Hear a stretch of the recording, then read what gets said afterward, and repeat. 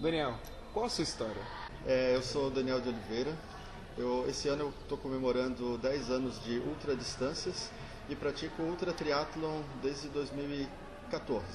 Então são 4 anos de ultra triatlon.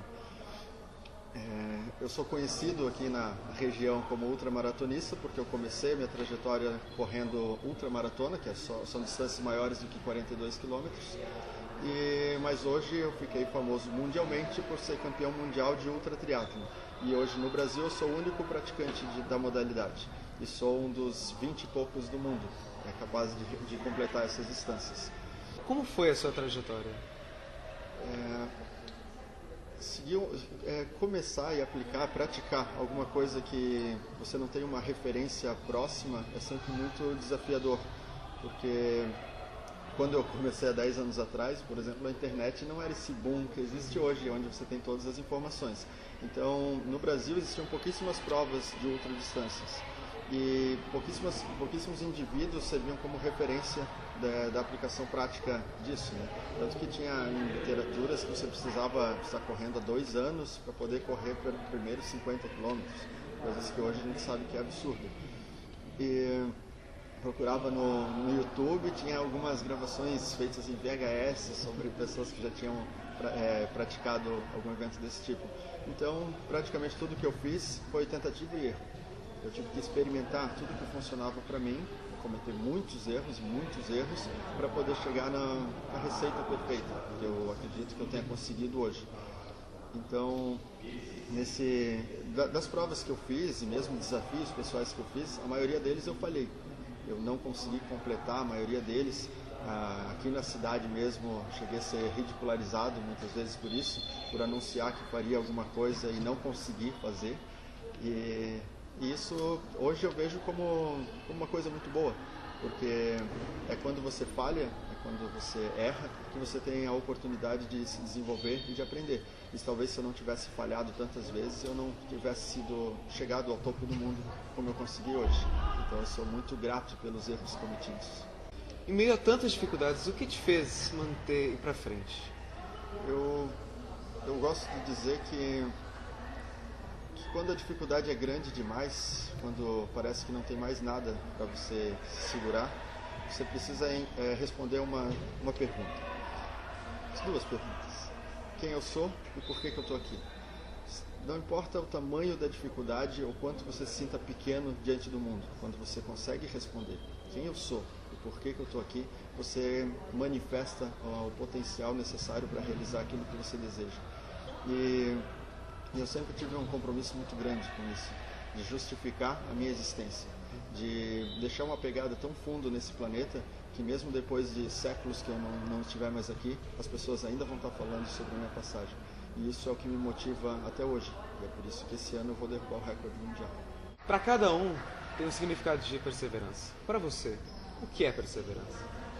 Perseverança é você, por exemplo, desde que eu era criança, meu pai sempre falou que eu tinha uma habilidade especial, assim. Ele falava que eu era teimoso feito uma mula.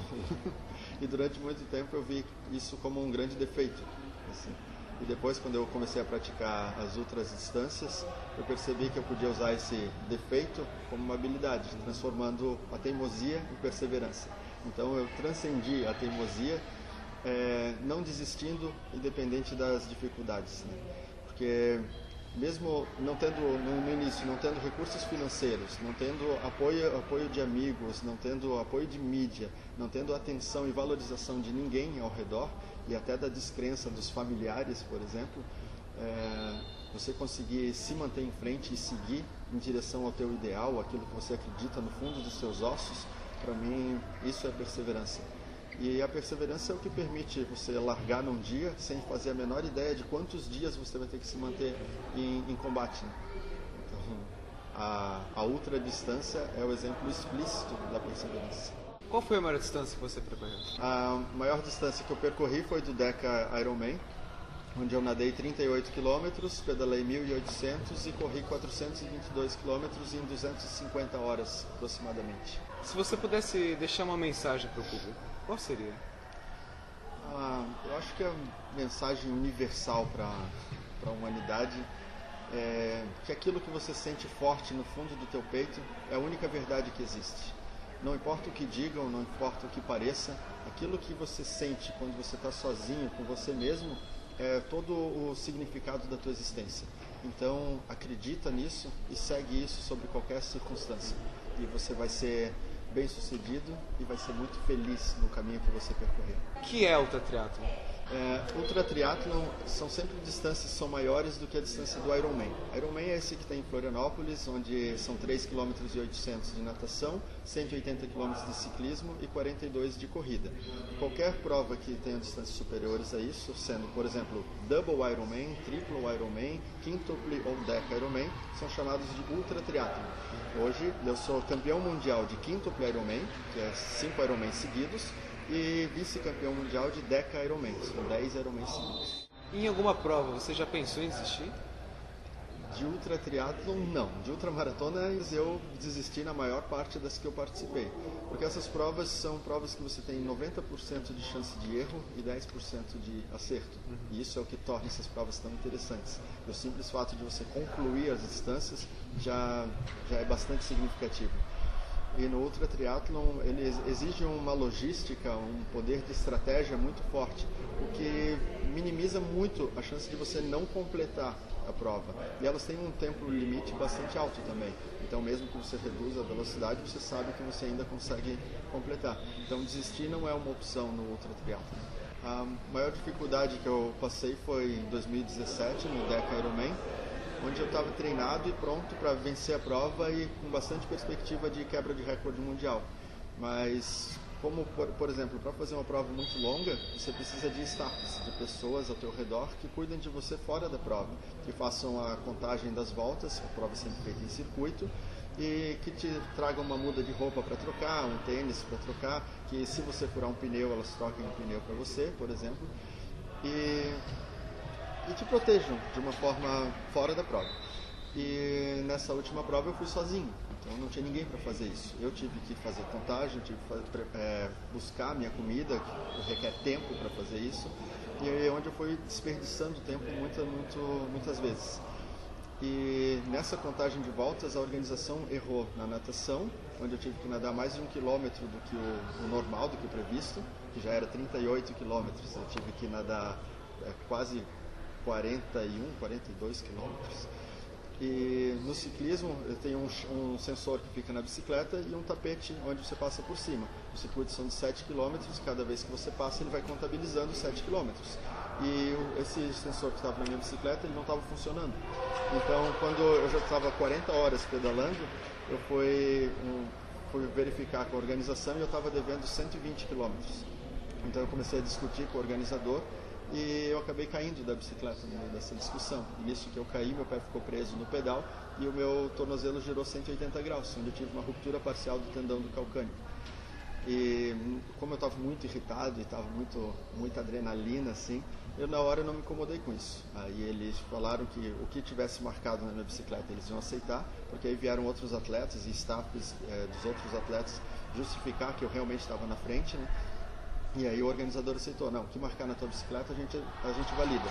Então aí sim eu comecei a pedalar forte, e eu estava em terceiro lugar nessa hora, consegui ir para segundo, começar a correr em segundo lugar.